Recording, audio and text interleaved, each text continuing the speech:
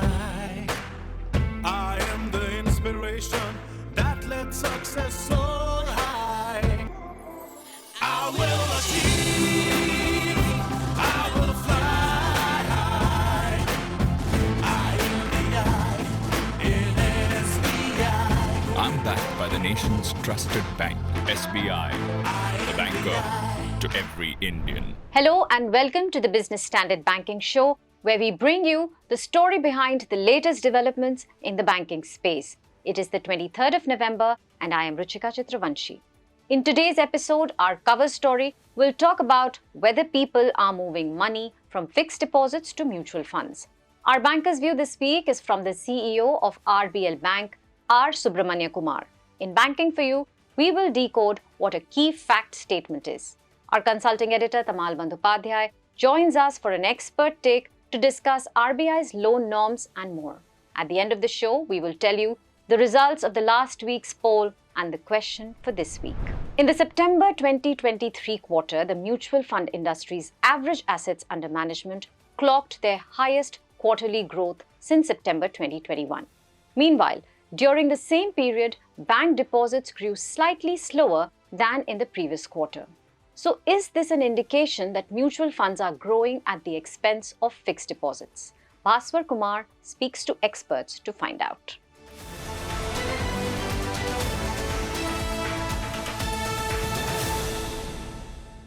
You see the relative share of either banks or mutual funds. Mutual funds are today taking in more money than this. And it had to happen because mutual funds are slowly being understood by the marketplace that these are instruments which could actually help you in a long-term context, give you a better return than banks. And so savers, and today's saver is probably an educated saver, educated in the sense of financial education. And he or she is comfortable taking that risk. And I see that happening. Speaking at the Business Standard BFSI Inside Summit in Mumbai on October 30th, veteran banker KV Kamath said that commercial banks would likely face stiff competition from mutual funds because savers were opting for the latter as their financial literacy grew. Kamath had said that savers were parking their money with mutual funds because they offered better returns than fixed deposits at banks. Kamath is the non-executive chairman of Geo Financial Services and also the chairman of India's latest development finance institution, the National Bank for Financing Infrastructure and Development. The BFSI Summit was inaugurated by Kamath, who was also the former chief executive of ICICI Bank. For its part, the mutual fund industry recently saw its best assets under management or AUM growth in 2 years. The average AUM of the industry increased 9% during the 3 months ending September 2023.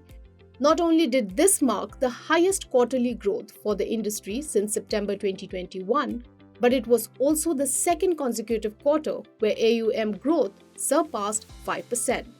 Overall, the average quarterly AUM increased 16% in the first half of the financial year 2023-24, reaching 47 trillion rupees.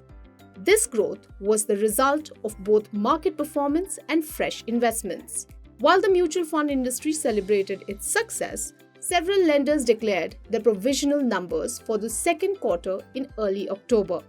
These reportedly revealed that while the growth in deposits matched the pace on the credit side, the rate of growth in deposits was slightly lower than that clocked during the previous quarter. The lenders in question were HDFC Bank, Federal Bank, IndusInd Bank, Yes Bank, RBL Bank, Bandhan Bank, South Indian Bank, CSB Bank, and AU Small Finance Bank. While the data for MF industry, AUM, and banks' deposit growth cannot provide direct proof that MFs are growing at the expense of FDs, it does provide some indications that such a trend may be underway. Moreover, Bank Bazaar's Adil Shetty and banking sector expert Ashwin Parekh agreed that people were to some extent opting for mutual funds instead of fixed deposits, fueling the former's growth. During COVID, we saw that people were consuming less and therefore a lot of money went into capital markets through the mutual funds. Now that trend continues. Now, what has started happening is because of the retail participation in the market has grown very well. It has started returning much better. Compared to fixed deposits, the returns are much better. So to that extent, the flow has moved from fixed deposits into the capital markets, both equity and debt. So I would certainly believe, that kind of a flow will continue for a while. And yes, it is at the cost of fixed deposits of the banking system. We have a mutual fund industry that for the last 5 years has been growing at an 18% CAGR. I repeat, 18% CAGR. And you have term deposits, right, which are growing at a 9% CAGR over a similar period. So I think clearly mutual funds, though smaller now, so they're roughly maybe half the size of what term deposits are growing at a much faster clip. And one logically would assume that if we look at this picture 10 years later, that mutual funds, will be much closer to where the bank deposit numbers are. So, what does this mean for the commercial banks and what can they do about this situation? We saw this behavior about 6 months ago, and it took a certain amount of time to really gather some momentum. But people like Canara Bank, Bank of Baroda were the first ones to announce fixed deposit interest rate rises. Increased interest rates for fixed deposits. I suppose someday or the other, banks will have to really match the fixed deposits because they have not really transmitted all of the rate hikes that the RBI has done into fixed deposit interest rates. So that is one answer to that. The second thing certainly is that they will have to really look at more CASA, that is more saving account balances and saving account generation. So that could be an effort on the part of the banking system. Banks are facing a challenge from mutual funds when it comes to fixed deposits. The immediate remedy would be to transmit all of the RBI's rate hikes to the interest rates offered on FDs. This could mean that the era of rising interest rates on fixed deposits is not over yet, and that could turn into a blessing for those savers who prefer the safety of FDs anyway, despite the higher returns MFs offer. In an exclusive interview with Business Standard's Manojit Saha, R. Subramanya Kumar, MD and CEO of RBL Bank, discussed heading a private sector bank and expectations for credit and deposit growth. Here's the chat.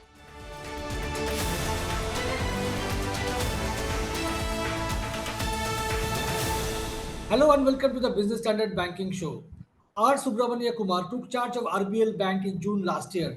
The private sector bank was under RBI spotlight during that time. Since then, Mr. Subramanya Kumar steadied the ship with gross and net non-performing assets hitting an 11-quarter low in the July-September quarter. Share prices of the bank jumped nearly 3 times since he took charge. Mr. Subramanya Kumar is here with us today to share his journey in the last 16 months and also talk about the bank's growth plans. Mr. Subramanya Kumar, welcome to the show. You have headed public sector banks in the past. How different it is to head a private bank? Manojit, as well as to the viewers, the first thing I want to say that the banking is common, whether it is a private, a public, or semi-public, whichever the way you want to call it, because it is a regulated entity. So you fall under the ambit of the guidelines of the regulator, and it is common across. What differentiates is that the business strategy, the business model, right? The business model is driven by the passion of the people working in the respective organization. That is the one big differentiator between both the segment of that. Okay, we as a private sector maybe choose to work on certain segment with it deeply, and maybe may not be that deeply in public sector. For example, this bank has positioned itself as the top 5 in the credit card and top 10 in microfinance. All other areas is a touch and go. So that was a strategy. And the second important factor which you have to appreciate and understand between both of them is that they have certain flexibility of taking decisions, and especially within the board driven. So I will just put it clearly, the board strategically board driven and efficiently executed with the management. This is how this sector works. That is a big differentiator. And another important factor is that the professional engagement is little easier with this kind of private sector. And the professional engagement makes a big difference when you want your thought process are converted into the execution process, and then which ultimately gives the results. These are the major Right. which So, came to my mind. Otherwise, efficiency-wise, both are same. now coming to the Q2 numbers, RBL Bank used a part of the tax refund in July September for contingency provisions, Correct. mainly for the unsecured business, credit card and microloans. Correct. Are there signs of stress in this unsecured portfolio? See, if you just go back a couple of quarters when I just took over my narration to the industry wars, we are having a high risk, high profitable product. We also said that as we move forward, we will strengthen our balance sheet by providing little extra than normally, which is being considered as a regulatory prescribed provisions. In fact, if you look at it, the current policy of the bank itself is fairly strong. And when an account becomes NPA, especially in credit card, we provide 70%. In 180 days, we provide 100%. In respect of MFI, we provide around 25% every quarter and becomes 100% provided in 360 days, 365 days. This is the existing one.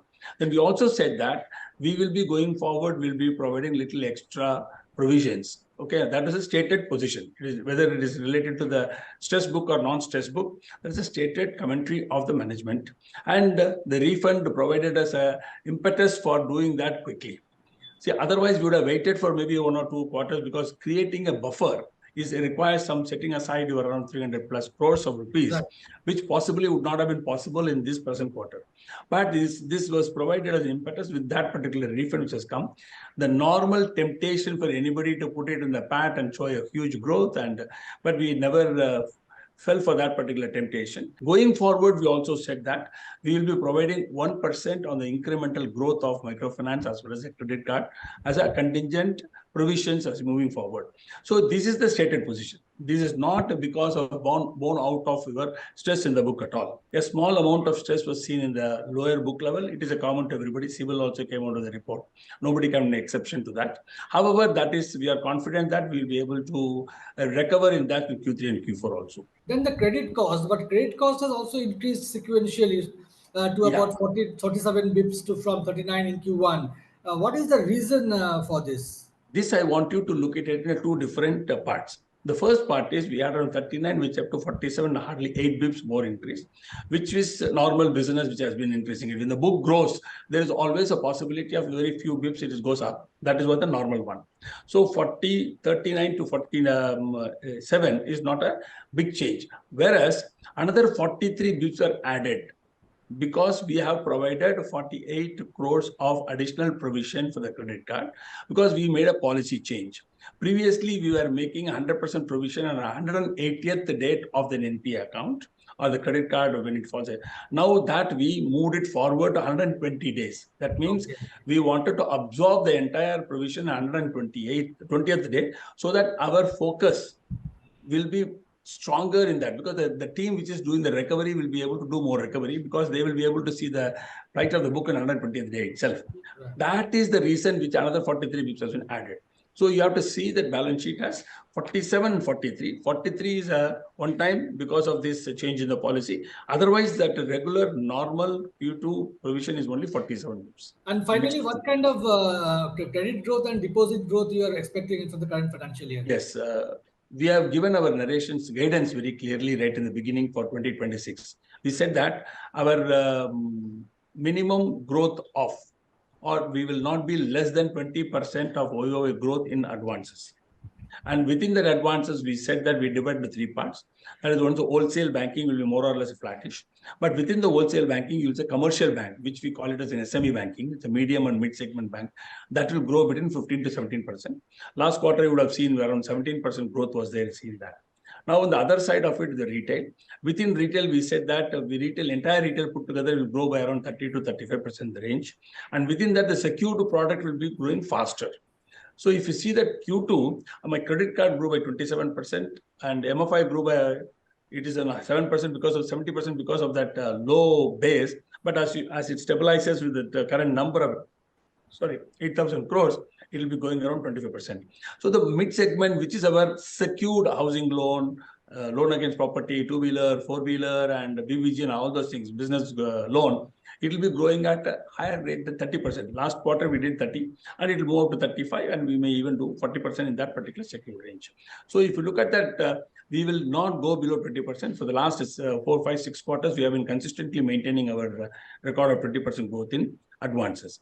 In deposits, again, we said that we will grow between 18 to 20%. Now we have achieved around 13% in the last quarter. We are inching towards the exit of 18 to 20% is what we are looking at in deposit. In CASA, we grew by 12%.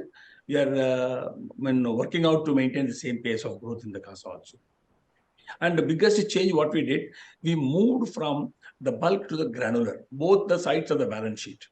If you look at it in both assets and liability, we are looking at the granular. The deposits which are less than 2 crores, it is somewhere around 44.5%. They are likely to increase and then go up by 2% in every quarter and reach around. Retail deposits, that is, below Exactly. 2 crore. Exactly. It's more than 40%. Yeah, So, 44%. so granularity in both deposits and loans is what is we are looking at. Absolutely. On that note, Mr. Subramania Kumar, thank you very much for speaking to Business Standard. It was a pleasure talking to you. Thank you very much. Pleasure is mine. Thanks to you. Bye-bye. Thanks. So RBL is projecting good growth numbers for retail banking and deposits. Recently, digital lending has come under the radar of the Reserve Bank of India due to its non-compliance with the central bank's guidelines. Bajaj Finance, a non-banking finance company, was asked to stop its lending activity due to non-issuance of key fact statements or KFS. But what is a KFS? Kasturi Akhil helps us understand the nitty-gritty and importance of the key fact statements.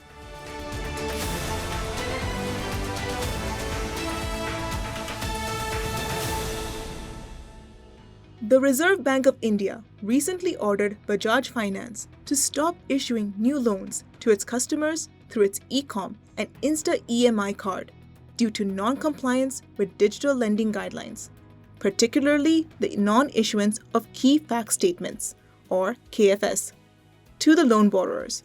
So, what exactly is a key fact statement? The key fact statement is a crucial document mandated by the RBI to be provided to the borrower by banks or non-banking finance companies before executing the loan agreement.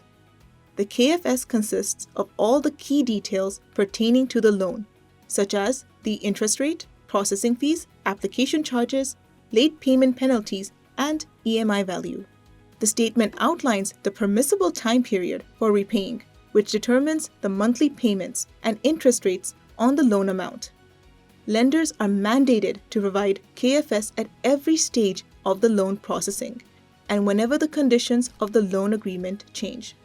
If a customer does not receive the KFS or finds errors or gaps in the statement, they can flag it to the lending company. For fintech loans or loans offered via digital lending products, a customer can find the KFS under the loan details section and easily download it. In case of any discrepancy in the KFS, the borrower can lodge a complaint with the lending company, which will be taken up by the concerned nodal grievance redressal officer. The complaint must be resolved within 30 days, and if the resolution process is delayed further, the borrower can complain through the Complaint Management System or CMS portal. KFS is immensely important because customers can use the information related to the loan in the statement to compare different products offered by different financial institutions. This way, customers can assess all the pertinent loan options available and choose the one that best suit their financial needs and capabilities.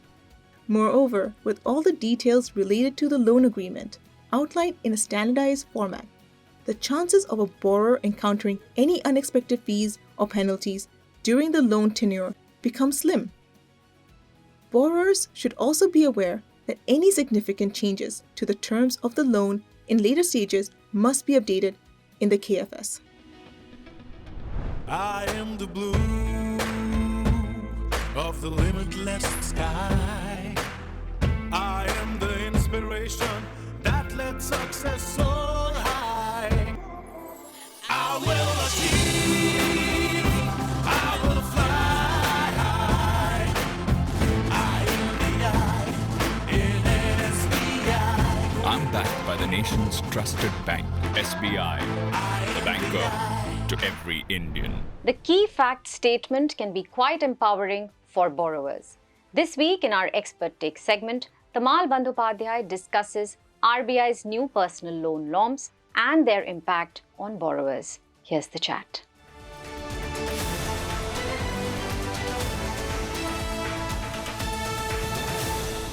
Hi Tamal, welcome to the Business Standard Banking Show. This week we are talking about the RBI's new personal loan norms.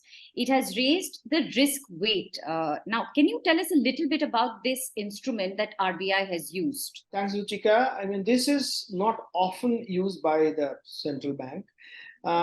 Technically, it's called a macro-prudential way of facing or tackling certain problem.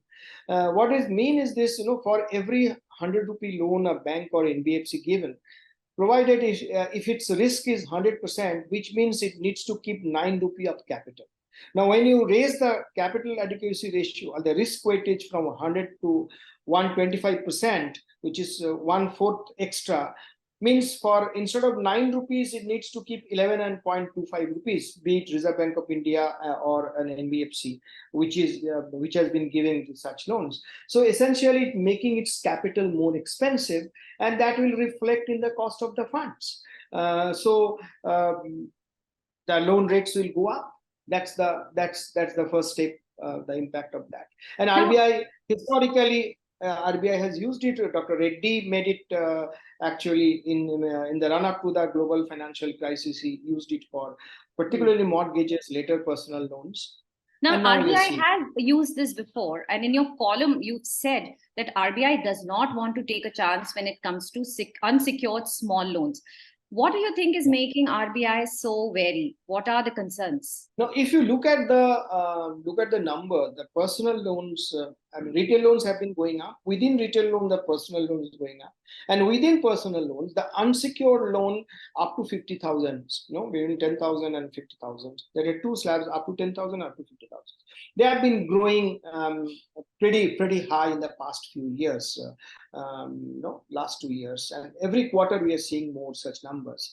And also the delinquency, people's inability to pay up the service, the interest for 30 days, 60 days, and 90 days have also going up. And other part is this: they are mostly coming from non-cities and the smaller places.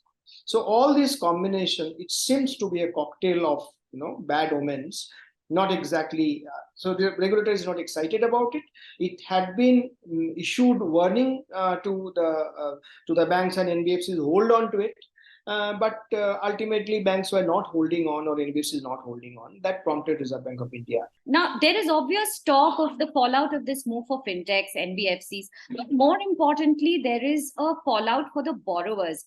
What do you think of the impact it will have on the borrowers? Absolutely. Before that, just one line on fintechs and NBFCs. Their cost of borrowing will go up, so they have to charge higher. And essentially, you see that they need to be capitalized like tier 1, tier 2 capital. So their cost of funds will go up. That's the part of it. So the borrowers need to pay more. Now, what will be the impact on the borrower? That's the most critical part. Now you see, this is not a personal loans. Is not a luxury item. Like you don't take personal loan. You take personal loan actually for survival. My understanding is this: after the COVID fallouts, people losing jobs, and not exactly things are going the right way for the people of the bottom of the pyramid. Probably they have been taking their personal loans for the genuine reasons. Now, if that is the case, even if the loan rates go up, they will have to take them, or otherwise they will go back to the money lenders. That's the situation. Now, the other option, the other way of looking at it could be these loans were not going for actually general requirement. This loan was going for speculation, so investment in stock markets, etc. If that is the case, then definitely it's a right step the regulator has taken. It will have an impact on inflation. It will have an impact on market, etc. But if it's the other way, people have been taking actually for their livelihood and to survive in this kind of scenario where the things are not exactly rosy for the people of the bottom of the pyramid, then I'm afraid things will not be good for the economy. People will, because they will now turn to the money lenders. Or even if the banks and NBFCs are raising their rates, they will still have to, their cost of borrowing go up, and their pain will even aggravate. So on the positive side, RBI is obviously hoping, as are we, that this will have some positive impact on inflation. But as you very rightly pointed out, for the genuine borrowers, it means that the cost of borrowing goes up, and the return to money lenders is not a good news for the economy. Thank you so much, Tamal, for discussing this very important issue with us today. We'll see you again next week. It is time now for our poll results. Here's what we asked you last week. Are you shifting money from savings account to FDs or MFs? 68.4% of our respondents said yes, they are shifting to mutual funds or fixed deposits, while 31.6% said no, they were not. As banking has moved online, banking apps have become increasingly popular among users. But incidents of fraud have also risen. So here's what we are asking you this week. Do you feel safe while using banking apps? Our poll is open today, that is Thursday. You can respond on Twitter, Instagram, LinkedIn, Telegram, and our website. We will be back next week with more news and analysis. Thank you for watching.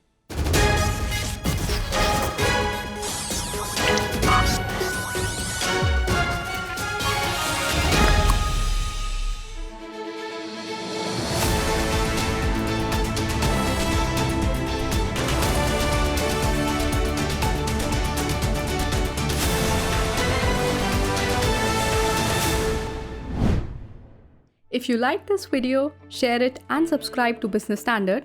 For more news, views and insights, log on to www.business-standard.com. Do also follow us on YouTube, Twitter, Facebook, Instagram, Telegram and LinkedIn. I am the blue